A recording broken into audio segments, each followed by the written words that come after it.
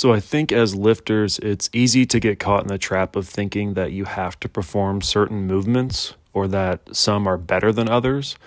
And I'm not really sure where this ideology comes from, although I used to suffer from thinking this way too. In the past, if I had a short amount of time to train, I would always prioritize compound movements, which I suppose makes sense from an overall muscle building perspective. But once you get to the point where you have your base built and you have muscles lagging behind, like for example, my arms, why does it make sense for me to pick a bench press in a row because they're compound movements when I'm personally okay with my back and chest development currently, but I want to bring up my arms? And this is all from the perspective of having limited time. This could even apply to some people who don't have their base built. Simply put, the point I'm trying to make is if you have a short amount of time to train and there's a muscle that you want to grow, then train that muscle. You'll be excited about it and you'll probably leave the gym feeling like $1,000,000 afterwards because you had fun training. So the main muscles that I want to grow are my arms and shoulders. The idea of just going to the gym to train arms has gotten a really bad rap in the past, but I think that that's changing somewhat nowadays. But there was still a part of me that felt like that wasn't allowed or it was a waste of time. But now I've realized that is a silly way to approach training. So if I have a short amount of time to train, I hit the muscles I want to grow the most.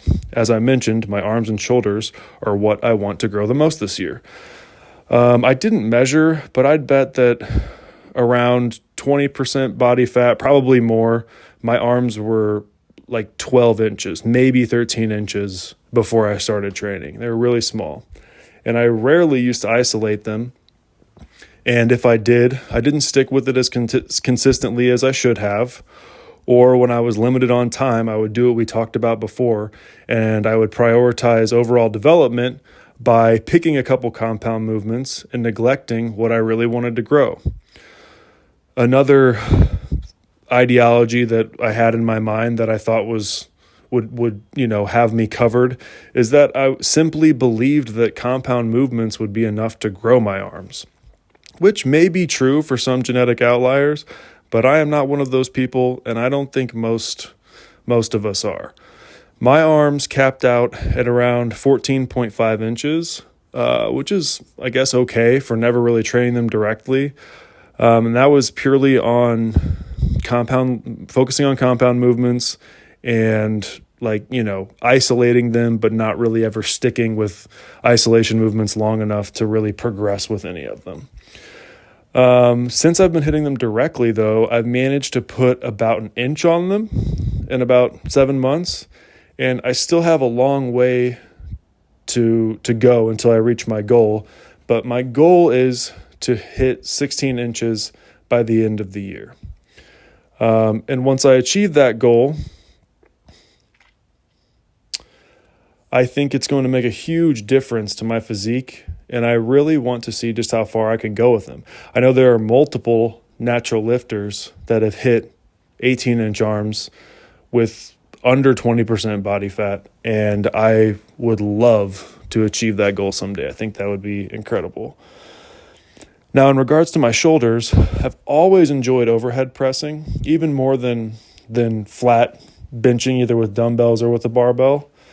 But I've always struggled to find lateral raises or a lateral movement or a rear delt isolation movements that I connect with.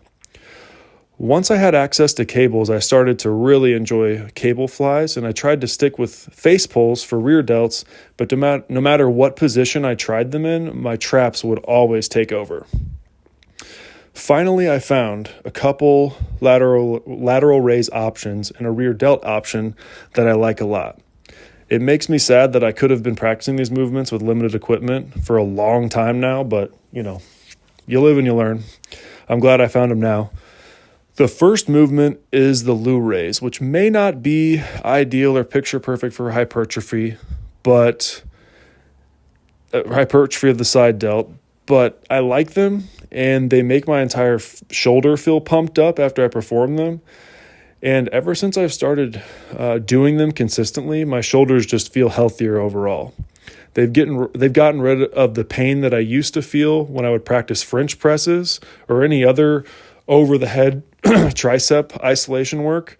My shoulders would always feel kind of weird or kind of pinched, and that's completely gone away. Now, the next movement for the lateral or the side delt that I'm loving is the lying lateral raises. And I feel a great connection to my side delt and a nice stretch at the bottom of the range of motion. I'm excited to keep practicing these and to play with the range of motion to see if I can kind of manage to keep constant tension on my side delt. And I literally just do them with holding a 5-pound plate in my hand for now. I don't even put the plate on my dumbbells or anything like that. And last but not least is the POW raise for rear delts.